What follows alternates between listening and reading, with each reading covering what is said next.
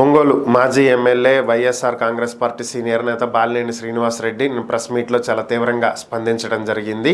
టీడీపీకి చెందినటువంటి ఎమ్మెల్యే దామచర్ల జనార్దన్ చాలా అకృత్యాలకు పాల్పడుతున్నారని, స్థానికంగా కార్యకర్తల మీద దాడులు చేస్తున్నారని, అలాగే తన వియ్యంకుడు నిర్మించుకుంటున్నటువంటి శ్రీకరి విల్లాల్లోకి దౌర్జన్యంగా ప్రవేశించి తన మనుషులతోటి అక్కడ దౌర్జన్యం చేయటం జరిగిందని, వాస్తవానికి ఈ విల్లాలు తన వియ్యంకుడు నిర్మించుకుంటున్నది తప్ప దీంట్లో ఎటువంటి అవినీతి కానీ అక్రమాలు కానీ జరగలేదని, పోనీలే అని చెప్పి వదిలేసి ఊరుకుంటే చేతగానితనంగా చూస్తున్నారని, మేము మర్యాదస్తుల కుటుంబం కాబట్టి వదిలేసి ఊరుకుంటున్నామని, లేదంటే చెప్పుతో కొడతానని చెప్పి బాలినేని శ్రీనివాసరెడ్డి చాలా తీవ్రంగా స్పందించడం జరిగింది. తన కార్యకర్తల జోలికి వచ్చినా తన జోలికి వచ్చినా సరే వదిలిపెట్టే ప్రసక్తే లేదని చెప్పి స్ట్రాంగ్గా వార్నింగ్ ఇవ్వటం జరిగింది. ఇదే సందర్భంలో ఒక మీడియా ప్రతినిధి ఒంగోలు ప్రకాశం జిల్లాకి వైసీపీ ఇన్ఛార్జిగా చెవిరెడ్డి భాస్కర్ రెడ్డిని వేస్తున్నారు అని చెప్పి పార్టీ కార్యాలయంలో డిస్కషన్ నడుస్తుంది. దీని మీద అభిప్రాయం ఏంటి అడిగినటువంటి సందర్భంలో బాలినేని శ్రీనివాసరెడ్డి